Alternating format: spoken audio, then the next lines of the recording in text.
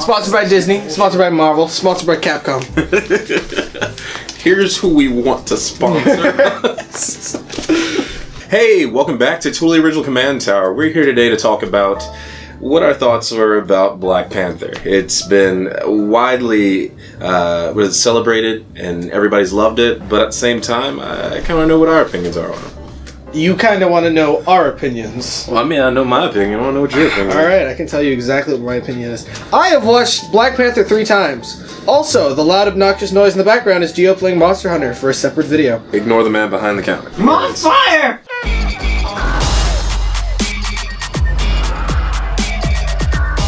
The world is changing. Soon, there will only be the conquered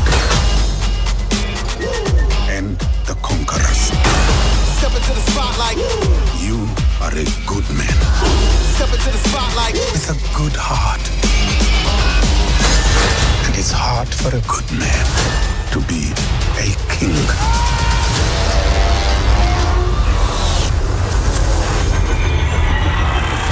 I thought it was not a superhero movie. That's the first point that I just bring up. It was not a superhero movie. It was about a king who happens to have superpowers. It's very, very solid in its storytelling. I think it has finally a good villain. Marvel movies suffer from villainitis. Ultron is a perfect example of a Marvel villain that just didn't have a real motivation. He was just evil for being evil. I really think Michael B. Jordan played the part of Killmonger very well. I'd have to say I agree. What would you say is the next best comparison as who was holding the crown as the best villain in the Marvel Cinematic Universe prior to? There hasn't really been any, villains that I was like, okay, you're a villain worth noting. Not saying that they weren't memorable, but they weren't lasting. Well, let's say the crux of why a lot of people think that Marvel villains aren't all that great are because their intentions seem really shallow. A lot of people say that Loki is the best Marvel villain prior to this just because of the fact that even though his motivations aren't necessarily the most profound, he's had the most fleshing out of any of the villains. Yeah, but the only reason he even gets, the only reason he is a fleshed out villain is because he's been in the entire Thor trilogy. He was in Avengers. Mm-hmm. He's been in 4 movies. That's why we've been able to see him. Just maximizing screen time, really. Yes, and that's why because he's an interesting character, but he didn't really have a lot of motivations until Avengers and then Thor: The Dark World, which Thor: The Dark World was a bad movie, but it did give some character to Loki and Natalie Portman, who didn't really need to be there. I don't think she really wanted to be there. Actually, Chris Hemsworth's wife, there's this one scene where, Thor has to passionately kiss Natalie Portman. Yeah. But Natalie Portman couldn't make it to the set, so Chris Hemsworth's wife was a body double for that scene, and that's why one of the kisses in Dark World was so passionate. It's because that was just his wife. Okay, well, talk about adding realism to the scene. Exactly. Injecting a modicum of panache, so to speak. Panache. Yeah, you know what? It's on my word of the day. Don't make fun of me. Killmonger resonated quite super profoundly as he did was because of the fact that he didn't seem like he was doing stuff merely because he wanted to, or merely because the plot dictated for him to be a bad person. Right. It was a moral obligation. A moral obligation. There is a long history of subjugation of different peoples and things of that nature in the world. As long as there's going to be people who think differently, there's going to be stratification in terms of how different people are treated. It's not great, but a equal level of treatment for everybody is a goal that we should all strive for, obviously. On one hand, a peaceful kind of resolution of making sure that we're helping and sharing, and Wakanda, for example, sharing its technology with the rest of the world in order to help everybody catch up to where they are and be better, versus Killmonger, for example, saying that he wants to give his weapons to people who are subjugated so they can then rise up and overthrow those in power. So it's two means of sharing, but one's to kill people, the other one is to help everybody just be better. But that was really, really cool, and that's why I thought Killmonger was really not just my favorite villain, but also the first villain in the MCU that I could see maybe in a different universe.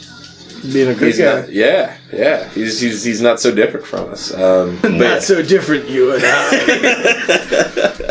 Which was like the ending was they were both strong enough to become the Black Panther. They both had this, they were two sides of the same coin almost by the end, and that's why that poorly animated CGI'd ending was really good emotionally. You know what? It can't be perfect. It made me tear up. Yeah, when that potato tried to help the other potato, it was really emotional. It was very emotional. And the best line of the movie is, bury my body in the ocean, along with my ancestors who jumped off the boat, because they knew that bondage was better, that death was better than bondage. Yep. It's a powerful line, resonated with me specifically. Just knowing my family being from Africa, and then I have obviously my mom's other family who's from the States, and they're very, very different heritages in terms of where they came from and how they got here. As much as I would have loved to see him in another movie, it reinforced his point and his character and what he stood for. And also, it was a very good point of we don't want to become like he was. We don't want to become so disenfranchised with what's been going on, where we are, where society is, that we end up really succumbing to the same poisons that we end up seeing in the world. Conversely to that, you end up looking at the portrayal of women in the movie. I mean, oh my gosh, from Adore Melage to, Shuri, to basically all the female characters they had in there. The only character which I feel was weak was the mother. I forget her actress's name. Oh yeah. You're not wrong. She was the only character I was like, why are you in this movie? Because reasons. That's why they got to save some for Black Panther 2. You know what I mean? Black Panther 2, Electric Boogaloo. yeah. Marvel, listen to that. I said it first. But on that note, I do agree. Her portrayal, her characterization was not particularly the strongest. I don't, however, think that she was a weak character by any means. I just don't think that we were able to well explore exactly what her motivations were. She was just a grieving mother, a grieving widow. We didn't get to see any other characterizations about her outside of that. She had very pretty hair, though. Oh, her hair was on fleek. That's a sign of a great movie, when you not just remember the person who led the movie, but the other people who support him as well. Especially having a villain that sticks in your mind even more than the main character's portrayal did. I mean, to be fair, Chadwick Boseman, I love him. I love how he has the voice. That voice is so like... I never freeze. I never freeze. Hi. I've seen the movie 3 times. You've seen the movie 2 times. 2 times so far. I've got 3 more on deck. Watching it 3 times, I had to play a game with myself. So the first time I watched it, and I was like, okay, I saw a couple of CGI moments that I just, as someone who likes film and likes to create film, I noticed it and went, wow, I got taken out of the world because that looks bad. Yeah. This was a weaker CGI movie, which I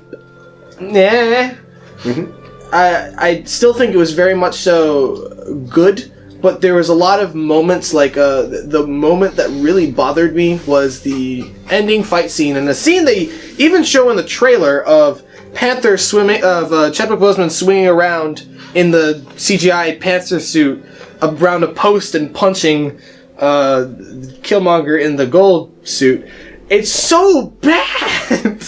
It's not the first of its kind. We all know Blade came out. Blade was a thing. Oh, Blade! That was the first black superhero. But then again, you also have some other smaller movies. Don't forget about them. But when you look at what this movie was trying to be, I will say that it didn't necessarily get the budget that, say, an Iron Man would. I may be wrong. I need to check the numbers on that.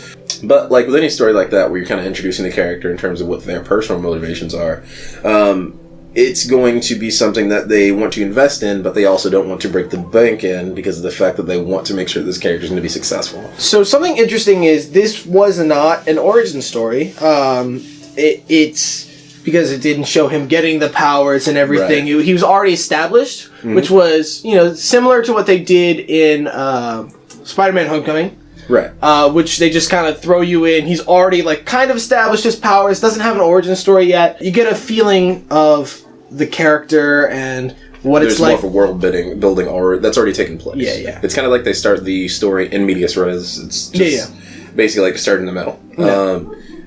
So I get that. And I think that really helped the movie because origin stories in Marvel tend to get bogged down we need to throw a villain in there at some point. It's 2/3 of the movie, cool, now we got our powers, now we know how to use them, now we're a hero, and then I gotta go fight a villain and have a really epic conclusion, which is, it gets boring. Even if it doesn't necessarily fit for what had been going on. Spider-Man Homecoming's kind of an example of that. It just they just tacked Vulture on, and he just happened to be the villain, and it's just kind of okay. They really pulled me in with the No Strings on Me, the really melodramatic song with the teaser trailer and all that stuff. And then you get it, you get the Ultron, and you're just you a little punk. You know what I mean? You don't have a reason. Yeah, you just oh well, I exist. All right, cool. We wanted a reason to throw in what is it? Vision. Oh yeah, okay. All these other. It was basically just we know you guys like these characters. Let's put them in a movie together again. Then you have Civil War, which they're we want to make all the superheroes fight, so this is the airport scene, and we will build the entire movie around this scene. So we got an idea, we're going to build around that. Yeah. We want Iron Man and Cap to fight at the end, and then we want a giant fight of all the Avengers in the middle. Build a plot around that, writers. I guess the better characterization of it would be that it is your first time that you get to focus on his corner of the world. Which, can I just say, in the middle of the movie, I kind of was hey, can we go back to Wakanda and look around in Wakanda? The whole part when they were in Korea, I was can we do this in Wakanda? Yeah. It was awesome. It's they built this fully fleshed out world that has its own culture, that it's basically what would have happened if you had a corner of the world that grew up completely separate from the rest of the world. The idea of a third world country, or whatever you want to call it. Yeah. But let's say that they're not behind us technologically, they're way ahead of us technologically. Except, all they drop down to our level in memes. I'm sorry, man. That sneakers line was fire. I mean, the sneakers line is funny. You know what I called them? Sneakers. I about lost it both times I went and saw it. And it'll be funnier every time I see it. Oh, yeah. Because dad jokes are the best. That's true. Wakanda is its own living, breathing country and society and culture. And it's something I definitely want to go back and experience more of. And if you look at how this movie's done in the box office, as this recording, don't want to date it or anything, but we've already seen that it has crossed $1 billion in global revenue earned. So you look at that, I can only imagine that given what may or may not occur, who we may lose or whatever in the next movie in the series, the Avengers Infinity War, I could see Black Panther forming as kind of serving as more of a hub character, kind of like filling that Iron Man role. How he was the kind of impetus, the seed that kind of grew the Marvel Universe in the beginning. This could be a Black Panther from Phase 4 on, sort of thing, depending on how things go. So I'm really, really interested in seeing how that goes. So now I want to talk about a couple of technical elements. Okay. Sound design. Yeah. Whoever wrote this score was a fucking genius. My man K-Dot, Kendrick Lamar, he did a lot of stuff in the movie, but Killmonger in particular, his theme, oh man, the drums in there, the percussion. I think it has a lot to do with the fact that he is a guy from Compton, California. Because of the fact that you have this really West Coast sort of influences in terms of the overall musical beat, but then you also have those undertones of the country that he came from, or that his father came from. So you kind of have the merging, the fusion of those two things, and it just ends up being something which is really, it's really good, and you transpose that with T'Challa's, which is that drum. Yep, that more traditional, what you expect. Yeah. You know what I mean? The ending, Regal. Yeah, the ending of the movie where they have that big moment, the big potato moment on the cliffs. Yes, the score for that was potatoes. Yes, so good. Score was hashtag so tragic good. potatoes. Get that trending. It was frustrating to be taken out of the world like every couple times, like the CGI rhinos. I think I would have preferred that scene not to have happened. Still a better fruit scene than Star Wars, The Clone Wars. Michael B. Jordan's pulling the sword out of his chest. Oof, that's so... It's poor! And I love how good the movie is, even with, like, how bad the CGI was. That's like... Oh, that's how you know the movie was engrossing. And the music was just... The music was spot on. We didn't mention my boy yet, though. Oh, who? What is it? What is it? Actor's name is Winston Duke. Okay, Winston Duke. I think he played that role very well. Very, very well. And Are you done? No, really. Are you done? I feed you to my children. Just kidding. I'm just kidding. We are vegetarian.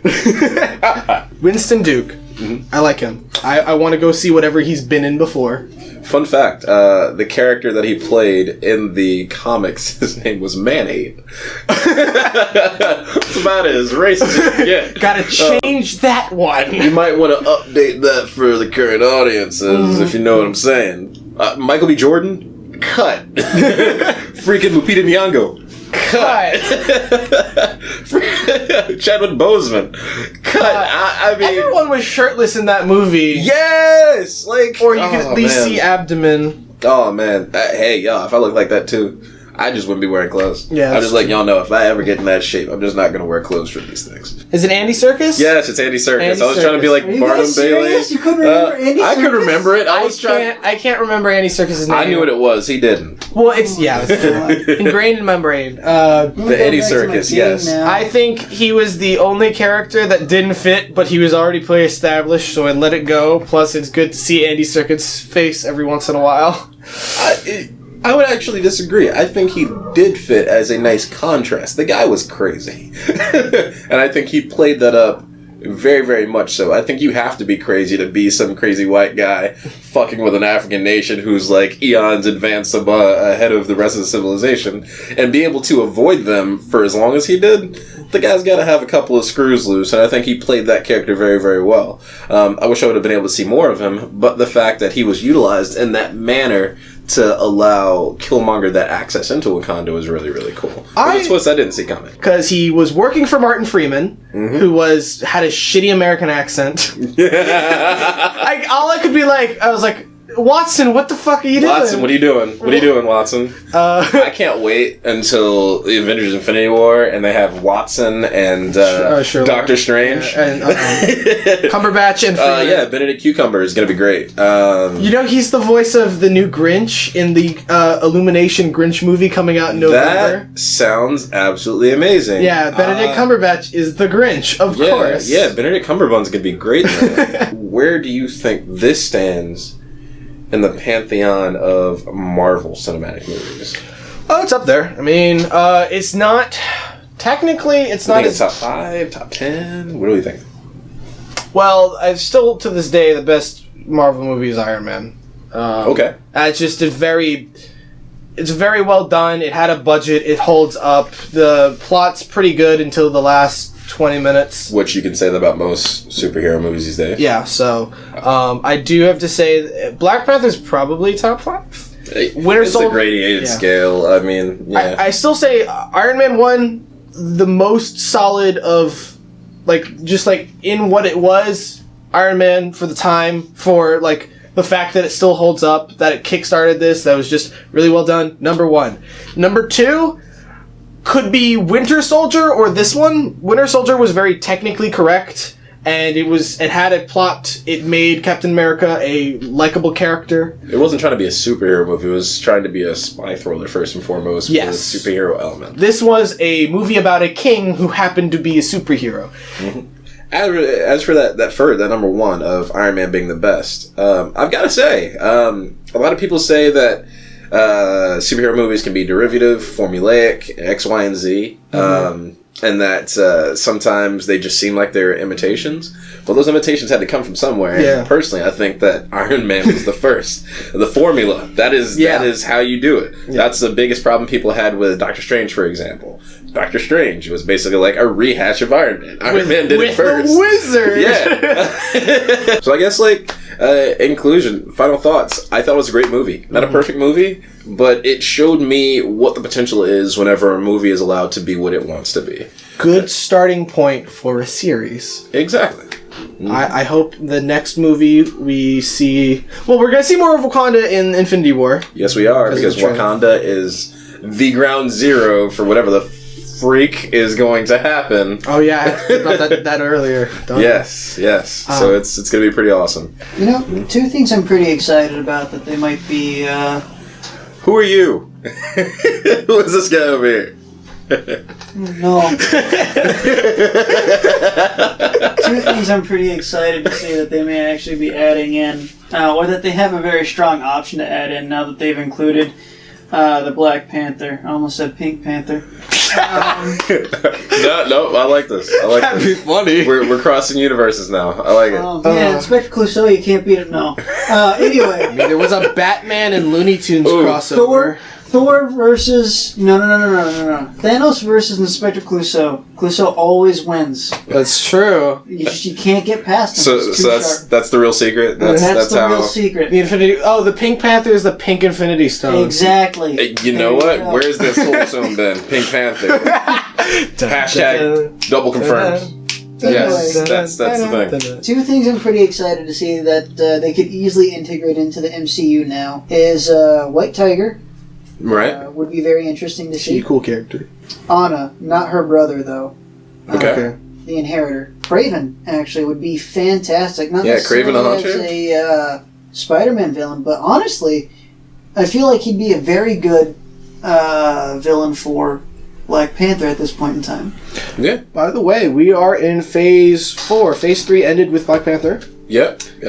So then Phase 4, we're starting with Infinity War, and then we're going Ant-Man Wasp, then we're going Spider-Man... No, then we're going Venom, then we're going Spider-Man Homecoming 2. Are we really counting Venom, though? No, Venom's not a part of the MCU, though. Is he not? No, he's not. I mean, as far as Sony's concerned, they think it is. It's... Okay, at this point, I am... Wait, is Sony... I thought they gave all the rights to Spider-Man to... By the way, Marvel. This is our setup. Man behind the curtain. Anyway. Yeah. Hi! Anyway... Wait, so are you saying that Sony's making the Venom movie? Sony's making the Venom movie. There's a Spider-Verse in an MCU. I thought...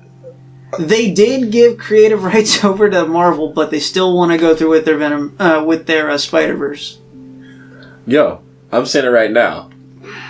Bad idea or the worst idea? It's a bad idea. So I thought Marvel was making it. So never mind. It's in association with Marvel. It's in association with Marvel. Marvel does have its little tag on the front. Well, yeah, technically because it's a Marvel character. Right. All right. Okay, so this is upsetting on many levels. How do you think I feel? Now I know how you feel. All right, so you're essentially watching the moment that Duncan found out that Santa Claus didn't exist. So, yeah. You kid, Santa's real. This is where his innocence was lost. Don't listen to him. You gotta pull that thorn out real quick. He's not real. You're gonna die someday. Everything's horrible. Anyway. But how does a bunny that lays eggs not exist? He has a point. How does a bunny that lays eggs not exist? He has a point. Discussions to be had on the next episode. Alright, anyway. This has been the Totally Original Command Tower. I'm depressed. See you in the next episode. Later, guys.